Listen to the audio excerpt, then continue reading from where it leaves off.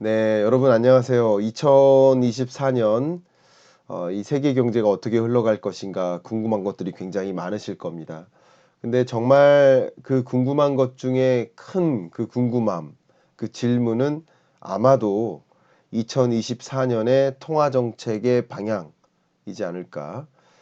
금리를 인하하긴 할 텐데 인하 시점이 언제일까? 이 그림에서 보여지는 것처럼 파월은 또 역시 유럽의 중앙은행 총재는 금리를 과연 언제쯤 인하할 것인가 이 질문에 대해서 제가 답변을 꼭 드리기 위해 준비를 했습니다. 바로 이야기를 시작해 볼 수 있도록 하겠습니다. 먼저 최근에 연준 주요 인사들의 발언들에 좀 주목을 해보고자 합니다. 일단 먼저 가장 대표적인 연준 주요 인사 중에 여러분 아실 만한 바로 아틀란타 연방준비은행 총재죠. 보스틱 유명합니다. 이분이 뭐라고 하셨냐면 No urgency for rate cut. 기준금리 인하가 너무 급하게 서두를 일이 아니다라고 표현을 합니다. 그러니까 내년 초에 금리를 인하할 필요는 뭐 굳이 없을 것으로 예상된다. 그러니까 내년 초에 금리를 인하하는 것이 필요하진 않다. 이렇게 표현하고요. 연준은 향후 어떤 정책 움직임의 신중함을 갖춰야 되기 때문에 금리를 섣부르게 인하할 수는 없다. 이렇게 입장을 표명했어요. 또 향후 6개월 동안 인플레가 확실히 완화될 것으로 이렇게 예상은 합니다만 아직은 좀 제약적인 그런 통화 정책을 유지해야 되고 서둘러서 이 제약적인 통화 정책 충분히 이 높은 금리를 한동안 유지해야 된다라는 입장을 표현한 겁니다. 물론 이 보스틱 총재 같은 경우 24년 하반기 중에 한 2차례 정도 금리 인하를 예상한다라고 표현했고요. 이와 관련해서 적극적으로 논의된 적은 없다. 아직 적극적으로 언제 금리를 인하할 것인지에 대해서 적극적으로 논의된 적이 없기 때문에 너무 섣부르게 금리 인하에 대해서 기대하지는 말라. 다만 지금의 인플레이션이 지속적으로 완화된다라고 한다면 어쨌든 그 지속적으로 완화될 때 높은 금리를 유지함으로써 노동시장에 충격을 주면 안 되니까 노동시장의 그 충격을 회피하기 위해서 금리를 낮추긴 낮춰야 한다라는 이런 입장을 표명했습니다. 쭉 볼게요. 그 다음입니다. 역시 너무나 유명하죠. 샌프란시스코 연은 총재죠. 예, 메리델리 유명합니다. 메리델리. 이분이 CNBC하고 인터뷰를 얼마 전에 했습니다. 굉장히 유명한 페드의 중도파 인사고요. 샌프란 연은 총재는 내년 금리 3번 내려도 그래도 긴축적이다. 그러니까 금리 인하 더 해도 된다라고 표현해. 여전히 제약적이고 긴축적인 통화 정책이니까 3번 정도는 충분히 인하해도 된다라는 입장을 표명했습니다. 근데 여기 뭐라고 했어요? Still too soon to say rate hike cycle is over. 금리 인상 사이클이 끝났다고 이야기하기에는 너무 이르다. 그러니까 아까 말씀드린 대로 금리 인하를 3번 정도 해도 된다. 그런데 이 금리 인상 사이클이 끝났다고 말하기엔 너무 이르다. 아직 끝났다고 보진 말자. 이런 뜻입니다. 또 그 밖에 한 표현, 이 연은 총재의 샌프란시스코 연은 총재의 발언을 좀 몇 가지만 더 거론해 본다면 올해 물가 상승률 완화 정도를 고려해 보면 페드가 24년에 금리 인하를 고려하기 시작하는 것이 적절하다. 3차례 정도 인하하더라도 충분히 높은 금리다. 제약적이다. 과잉 긴축을 경계해야 한다라는 주장. 너무 과잉 긴축이다. 그러나 중요한 표현입니다. 그러나 아직 금리 인하 시작 시기를 추측하기에는 너무 이르다. 지금 당장 언제 금리를 인하할 것이다 라고 추측하기는 이른 거니까 김칫국 마시지 마라 라는 표현으로 저는 해석을 했습니다. 그 다음 재밌죠? 그 다음 연준 인사 중에 리치몬드 연방준비은행 총재죠. 바킨 유명합니다. 이분도 뭐 다 유명한 분이죠. 그죠? 다 유명한 분인데 Inflation remains a focus for the Fed. 그러니까 연준의 이거 좀 키워드릴게요. 저를 좀 지워야겠네요. 보면 연준의 굉장히 중요한 의결 과제로서 여전히 물가는 남아있다. 그러니까 물가는 여전히 연준의 가장 중요한 쟁점이다. 라는 표현을 썼고 이게 전 정말 중요한 표현이라고 생각하는데 Seeking conviction on inflation for rate cut. 그 conviction, 확실히 물가 잡혔다. 그러니까 금리 인하를 단행할 만큼 물가가 확실히 잡혔다라는 확신을 갖는 게 중요하다 이거예요. 확신. 이거 중요한 표현입니다. 리치몬드 여는 이 바킨 총재가 전반적으로 경제는 양호한 상황이다. 향후 연준의 금리 인하 관련 결정은 경제 성과에 의해 결정될 것이다. 이렇게 표현하면서 경제 여건이 양호하다면 금리 인하 가능성을 배제하지 않는다. 한편 금리 인하 가능성을 제시한 것일 뿐, 이거 중요합니다. 연준은 금리 인하의 가능성을 제시한 것일 뿐 이를 약속한 것은 아니다. 아직까지 물가가 확실히 잡혔다라는 컨빅션, 확신을 갖기에는 이르기 때문에 금리 인하의 필요성은 있을 수 있으나 아직은 물가가 확실히 잡혔는지 그 흐름을 아직도 지켜봐야 된다. 물가가 안정화 흐름을 보이고 있는 건 맞지만 여전히 좀 지켜봐야 된다라는 표현을 또 했습니다. 역시 뭐 제가 보여드리는 한 분 한 분이 다 유명하지만 필라델피아 연은 총재죠. 하커. 이 하커 총재는 또 뭐라겠냐. Rates should move down, but not immediately. 기준금리 인하는 기준금리는 이제 내려가는 인하 기조로 전환되는 건 맞다. 그러나 즉시 일어날 일은 아니다라는 표현이 명확하게 전달이 됩니다. 정책금리를 인하해야 하는 건 맞다. 하지만 지금 당장은 불필요하다라는 입장인 거죠. 이 하커 총재가 당분간 정책금리는 현 수준에서 유지되고 이후에 인하되어야 한다라는 표현을 한 것이고요.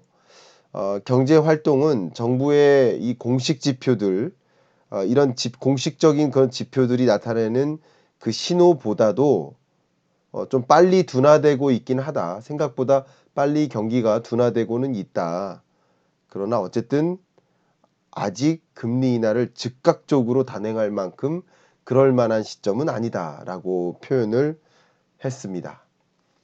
제가 지금까지 주요 인사들의 발언들을 지난 한 주 동안 있었던 주요 인사들의 발언들을 거론했는데요. 지금 또 하나 보여드릴 이야기는 또 한국은행 총재의 발언입니다. 참조차 먼저 말씀드려 볼게요. 한국은행 이주열 총재, 이창용 총재께서 뭐라고 하셨냐. 인플레이션에 대한 긴장을 늦추기에는 아직 이르다. 라스트 마일은 지금까지보다 쉽지 않을 것, 이렇게 표현했습니다. 제가 이제 얼굴을 좀 보여드리면서 한국은행에서 20날 어제 그저께 물가 안정 목표 운영 상황 점검 설명회 이런 설명회를 가졌는데요. 여전히 목표 수준을 크게 웃도는 그런 그 물가의 오름세가 여전히 지속되고 있다. 그래서 인플레이션에 대한 긴장을 늦추기에는 아직 이르다. 인플레이션 잡힌 거 아니다. 끝난 거 아니다. 아직도 너무 섣불리 물가 안정화됐다고 인정하지 말자. 중요한 표현이 여기에 있죠. 인플레이션을 목표 수준으로 되돌리기 위한 2%라는 목표 물가에 부합하는 그런 과정, 아직 나머지 있죠. 3%에서 2%까지 그 나머지 마지막 걸음, 그게 뭐예요? 라스트 마일이죠. 그러니까 마라톤 뛰는데 마라톤 결승전에 거의 다가오는 거예요. 그러나 마라톤 뛰는데 거의 결승전 골을 앞에다 두고 지금 주저앉으면 안 된다라는 입장이죠. 아직 그 라스트 마일을 가야 되는데 그 라스트 마일을 보면 지금까지 달려왔던 것보다 남은 라스트 마일을 뛰는 것이 굉장히 더디고 힘들 수 있다. 지금까지보다 쉽지 않은 여정일 수 있다라는 표현을 한 겁니다. 자, 지금까지는 제가 주요 인사들의 발언을 가지고 말씀을 드렸는데 지금부터는요. 실제 글로벌 경기 진단, 미국 경기 진단, 또 물가 여부, 안정 여부 이런 것들을 구체적으로 제가 하나하나 좀 이렇게 디테일하게까지 설명하셔도 될 필요가 있습니까? 라고 하실 수 있을 만큼 좀 디테일하게 한번 말씀드려 볼 수 있도록 하겠습니다. 먼저 글로벌 경기 진단이에요. 전 산업 PMI를 보시면 이 구매자 관리 지수죠. PMI를 보시면 글로벌 경제가 이렇게 레벨 다운되고 있어요. 특히 제조업 PMI는 50을 계속 밑돌고 있습니다. 경기가 안 좋다는 거예요. 경기가 악화된 상태고 서비스업조차 크게 악화되고 있어서 나름 23년 상반기까지만 해도 기대했던 부분들이 있는데 크게 꺾이고 있는 흐름이다. 글로벌 경기가 좋지 않게 전개되고 있다. 글로벌 경기가 좋지 않으리만큼 글로벌 원자재 수요 같은 것들이 줄어들면서 원자재 가격 안정화, 글로벌 인플레 압력의 이제 해소 이런 것들은 충분히 기대될 만한 거라고 볼 수 있겠죠. 조금 더 보겠습니다. 세계 상품 교역량 및 제조업 수출 수주 PMI 이런 지수로 봐도 세계 상품 교역량 같은 경우 이렇게 빨간색이 뭐 지금 좋았다가 23년 들어서 좀 안 좋아지고 있고요. 제조업 수출 수주 PMI 같은 경우도 이 기준선 50을 계속 밑돌면서 23년에 굉장히 안 좋게 흘러가고 있습니다. 그러니까 글로벌 경기가 이런 PMI 지수로 보면 이렇게 좋지 않게 흘러가고 있다. 이렇게 볼 수 있겠고요. PMI 지수는 가볍게만 설명드린다면 각 기업마다 예를 들어서 이런 물을 생산하는 기업이에요. 그럼 물을 생산하려면 이런 병을 공급업체로부터 제조받아야 돼, 주문해야 된단 말이에요. 여기에 들어가는 뭐 각종 원자재나 이런 것들을 부품이나 이런 것들을 조달받는단 말이에요. 그럼 조달받기 위해서 공급 구매팀에서 주문을 해야 되죠. 그 구매팀이 주문을 얼마나 넣느냐 이걸 보여주는 거야. 쉽게 말하면 구매자 관리 지수가 그만큼 글로벌 경기가 좋은지 안 좋은지를 확인할 수 있는 기업 사이드에서 확인할 수 있는 좋은 지표들입니다. 그 밖에도 제가 지금은 또 유로 지역을 좀 집중해서 보여드릴게요. 서비스업 생산을 제외한 제조업 생산이나 소매 판매 다 그렇게 좋지 않게 부진하게 흘러가고 있다는 것을 유로 지역에서도 확인할 수 있고요. 유로존 노동시장에 보시면 취업자 수의 증감을 보시면 23년 2분기부터 크게 취업자 수 증감 폭이 줄어들고 있고 21년 1분기를 제외하면 가장 낮게 취업자 수가 증가하는 것을 확인할 수 있겠습니다. 네, 이런 것들을 보신다면 유로존의 노동시장도 좀 악화되고 있구나 이런 것을 확인해 볼 수 있겠죠. 이제 글로벌 인플레이션 압력 진단 결과적으로 금리 인하 언제 있을까를 확인하는 것은 경기를 먼저 보는 거예요. 경기가 글로벌 경제가 유로존 경제가 악화되고 있다라는 것을 보여드린 거고요. 결국 글로벌 경제, 유로존 경제 뭐 그밖에 중국 경제나 미국 경제 제가 자주 보여드렸으니까 이런 경기가 그렇게 좋지 않게 흘러간다라는 것을 보면 글로벌 인플레이션 압력도 다소 둔화되지 않겠느냐 확인할 수 있는데 글로벌 인플레 압력을 좀 확인해 보도록 하겠습니다. 이제 소비자 물가나 근원 물가나 서비스 물가 모두가 유로존 물가 상승률이 어떻게 되고 있어요? 예, 상당히 둔화되고 있죠. 한때 소비자 물가 상승률이 거의 11%에 가까운 유로존 물가 상승률이 11%다, 10.6%다. 이거 정말 어마어마하게 높은 수준이거든요. 1% 수준으로 성장하는 이 권역에서 물가 상승률만 10%를 초과한다. 이거 어마어마한 거지 않겠습니까? 근데 그런 물가 상승률이 상당 수준 완화돼서 이제 기준금리 인상을 단행하기 전 단계까지 내려온 거예요. 이때만 해도 기준금리 인상을 안 했거든요. 그죠? 그러니까 이때쯤부터 22년 뭐 중반부터 금리 인상을 단행한 거니까 그러니까 금리 인상을 단행하기 전 수준까지 이제 물가가 완화된 겁니다. 뭐 서비스 물가도 좀 떨어지고 근원 물가도 굉장히 높게 유지되다가 이제 4.5를 향해 내려오는 모습을 보면 유로존의 가장 물가 문제가 심각한 유로존 물가도 그래도 상당히 둔화되고 있습니다. 아직 목표하는 수준 2%에 부합하려면 남았죠. 그러니까 지금 당장 두 가지 해석이에요. 물가는 안정화되는 거 맞아요. 그래서 금리 인하 시점은 24년에 도래될 거라고 판단할 수 있어요. 그러나 아직 2%의 목표 물가에 부합하는 컨빅션을 찾을 만한 그런 물가 지표까지는 아직 안 나왔기 때문에 금리 인하가 당장 있을 것으로 기대하지는 않는다. 그래서 저는 상반기 중에는 금리 인하가 유로존이든 미국이든 어려울 것이다라고 보고 있는 입장입니다. 자, 그다음 미국과 유로존의 물가 상승률 추이를 보면 역시 아까는 유로존 보여드렸지만 미국 물가마저도 빨간색들 보세요. 상당 부분 9.1% 정도까지를 찍었다가 상당 부분 내려왔고 근원 물가도 상당 부분 내려오는 모습인 겁니다. 그렇기 때문에 이제 금리 인하는 24년에 기대되는 거죠. 그러나 여전히 2%라는 목표 물가까지는 아직 안 왔기 때문에 미국도 당장 금리 인하를 기대할 만한 그런 상황은 아니다. 이렇게 좀 글로벌 인플레이션 압력을 판단한다는 관점에서 이렇게 확인해 보겠습니다. 물론 제가 글로벌 인플레 압력을 좀 판단할 때 정말 중요하게 관찰해야 될 그 국가가 또 중국이라고 말씀을 드렸죠. 왜냐하면 이거 한번 보세요. 중국 물가 지표를 보시면 소비자 물가 지수가 최근에 많이 떨어져 가지고 뭐 이렇게 지금 전년 동기 대비 물가 상승률의 흐름이 이렇게 보이고 있지만 최근 들어서 이제 0%대에서 내려와 가지고 마이너스 0.5%까지 마이너스 0.2, 마이너스 0.5%까지 떨어졌고 근원 물가 상승률도 여기 좌측 기준이거든요. 1%가 채 안 됩니다. 중국의 근원 물가 상승률이 1%가 안 돼요. 생산자 물가는 계속 마이너스고요. 그러니까 지금 거의 중국은 디플레이션 상황에 거의 직면한 모습 이렇게 저는 판단을 하고 있거든요.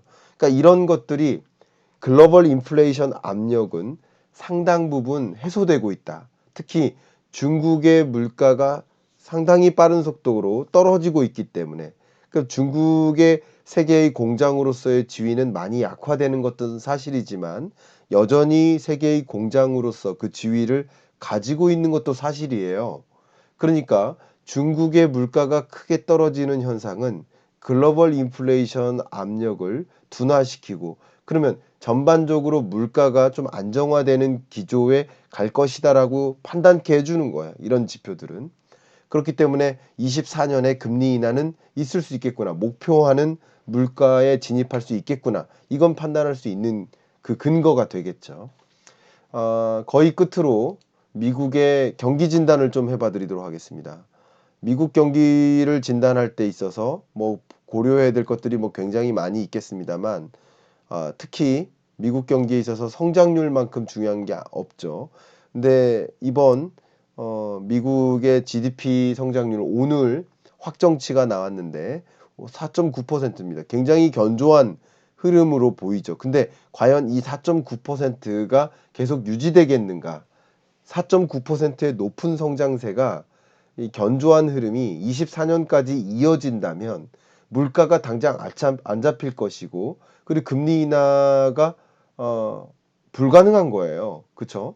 그런데 미국 경기를 좀 본다면 미국과 유로존 물가 상승률 추이나 뭐 여러 가지를 보시면 아시겠지만 이 취업자 수 증감을 보시면 제가 여기 표 제목을 좀 잘못했네요. 미국의 고용지표 추이입니다. 고쳤습니다. 그러면 취업자 수 증감을 보시면 취업자 수가 나름 늘어났습니다. 그리고 민간 소비 증가세가 나름 유지됐었습니다. 그러나 이 취업자 수 증감폭이 조금 둔화되고 민간 소비도 이제 23년 4분기에 좀 둔화될 것이라고 보고 있습니다. 고용 지표를 보거나 민간 소비를 봐도 왜 그런지를 지금부터 말씀드리려고 합니다.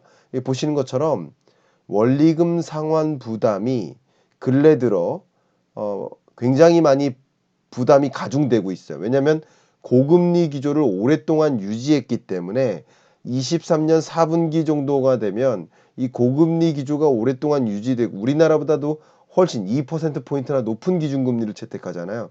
그러니까 시중은행의 대출금리가 굉장히 높고 원리금 상환 부담이 굉장히 많이 가중됐을 거예요. 우리나라보다도. 그 상환 부담의 정도가 지금 보시면 거의 10% 수준으로 원리금 상환 부담이 가중된 모습이다. 이렇게 볼 수 있겠고요. 그리고 실질 가처분 소득 같은 경우 최근 뭐 이렇게 마이너스로 이렇게 전환됐다가 가처분 소득이 다시 이렇게 떨어지죠.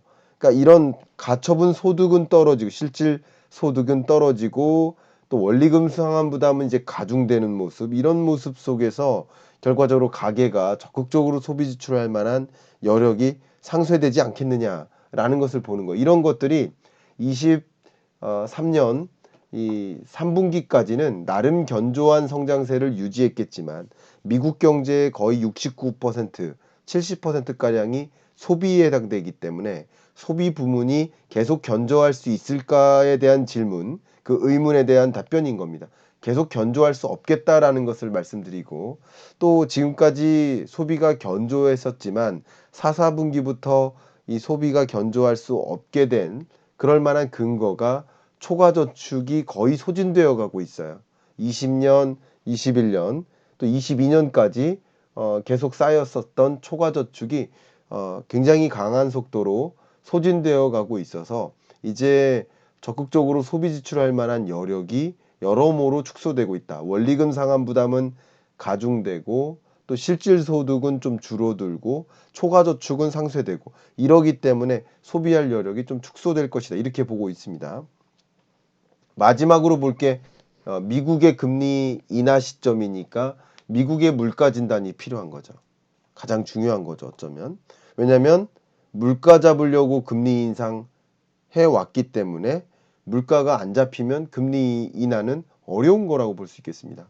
근데 이 PCE 물가 상승률 추이를 보면 물론 조금 있다가 발표가 되겠습니다만 발표되기 전 단계입니다. 지금 현재. 이것은 시장의 기대치예요. 3.0, 3.5%겠습니다만 30분 후에 PCE가 발표되겠지만 어쨌든 디스플레이션 현상이고 금리 인하의 시점은 그래도 목표하는 물가 2% 초반에 해당하는 적어도 2.34% 요 정도 수준의 물가 상승률이 그래도 3개월 연속 기록될 때 연준 위원들은 공통적으로 확신을 가질 겁니다. 아, 이제 확실히 물가 안정 수순에 왔구나.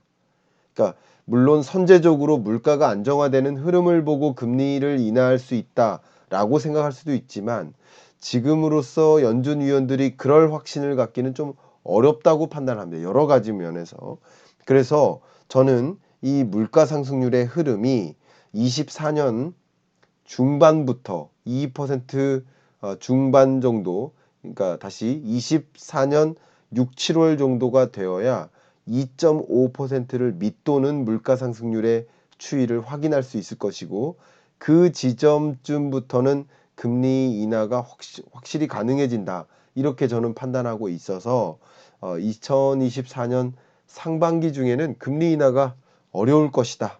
저는 이렇게 진단을 하고 있는 입장입니다. 미국 물가에 대한 진단으로서 또 역시 CPI의 흐름을 봐도 마찬가지인데 CPI로 보나 PCE로 보나 둘 다 어쨌든 근원 물가가 2% 언저리에 와야 되거든요. 근데 2% 언저리까지 내려오는데 상당한 시간이 걸릴 것이다. 그러니까 한국은행 총재가 표현한 라스트 마일이 좀 꽤 더디게 걸릴 것이다. 더디게 진행될 것이다. 라는 입장에 저도 동의합니다. 그런 면에서 상반기 중에 금리 인하는 좀 어려울 수 있겠다라고 저는 보고 있는 입장입니다. 자, 미국 물가를 진단했으니까 결과적으로 제가 여러분들께 금리 인하는 언제 있을까라는 것을 말씀드려야 될 텐데, 물론 주요 IB 은행들, 투자은행들은 미국 정책 금리에 대한 전망이 보시는 것처럼 골드만삭스 같은 경우는 1분기 중에 금리 인하가 있을 거야. 그리고 그 밖에 나머지 IB뱅크들은 대부분 2분기에 있을 거야 라고 생각하는데, 2분기까지는 동결하다가 3분기 정도부터 금리 인하를 단행할 거라고 보는 시티뱅크, 각각의 뷰가 좀 다르죠. 그 뷰가 다른 것처럼 저는 여기서는 제 이름이 GS 광석이지만 골드만삭스랑은 의견이 좀 다릅니다. 제 광석힘에서 광석이 골드를 뜻하고 sak스 좀 비슷한 발음까지 갖고 있어서 그렇지만 통화정책 기조에 대한 의견은 저랑 다릅니다. CT가 저랑 의견이 현재로서는 비슷합니다. 근데 주류 의견은 아니죠. 그러나 제가 왜 이런 생각들을 말씀드리냐면, 투자은행들이 23년 연내에도 금리 인상 끝났다, 23년 연내 금리 인하 있을 것이다 라는 입장을 계속 보여왔어요. 왜냐하면 투자은행들은 어쨌든 지금 투자할 시점이다, 주식 투자 비중 늘려라 하는 입장을 더 많이 갖고 있기 때문에, 그래서 조금 더 비둘기파적인 그런 IB들의 입장을 갖고 있습니다. 물가 못 잡고 다시 올라가면 IB의 책임이 아닙니다. 책임은 누구예요? 중앙은행 총재의 책임이에요. 연준의 책임인 거예요. 그런 면에서 이들은 뭐를 책임져요? 투자은행들은 투자를 책임지는 거예요. 투자자들의 투자. 근데 연준은 뭐를 책임져야 돼요? 물가를 책임져야 돼요. 근데 물가 안정화됐다는 것을 확인하고 의사결정하니까. 그러니까 결과적으로 이게 뭐냐면, 시장의 기대는 1분기 혹은 2분기에 놓여져 있다. 그러면 실제 기준금리 인하는 만약에 3분기라고 한다면, 그러면 1분기 때 금리 인하 할 줄 알았는데 실망해요. 실망하고 주가가 또 조정되고, 실망할 때마다 조정되는 거예요. 그런 것까지 여러분은 가늠하시면서 판단하셨으면 좋겠다. 그래서 시장의 기대가 헛된 기대다라고 생각되어지면 그 순간 또 주가가 조정됩니다. 항상 그게 반복될 겁니다. 그런 의미에서 제가 이 자료를 방금 보여드린 것이고요. 어쩌면 시장이 좀 과한 기대감, 나쁘게 얘기하면 김칫국 마시는 그런 모습이라고 해석해 볼 수도 있겠죠. 자, 24년 한국과 미국의 통화정책 스케줄을 가볍게 보면, 어쨌든 1월 말일에, 그러니까 한국으로 따지면 2월 1일인 거죠. FOMC 미팅이 있고요. 그때는 동결할 거라고 다들 생각하시죠. 3월 달에 기준금리 인하가 있을 거라고 많이들 기대하고 있지만, 1월 FOMC 회의 결과 금리 인하에 대한 사인을 전혀 안 줄 거라고 만약에 한다면, 그런 사인을 보고 그럼 2월 달에 주가가 조정될 수 있겠죠. 그런 것들을 여러분 스스로 판단하면서 보시면 좋겠다라는 의견까지 드리고요.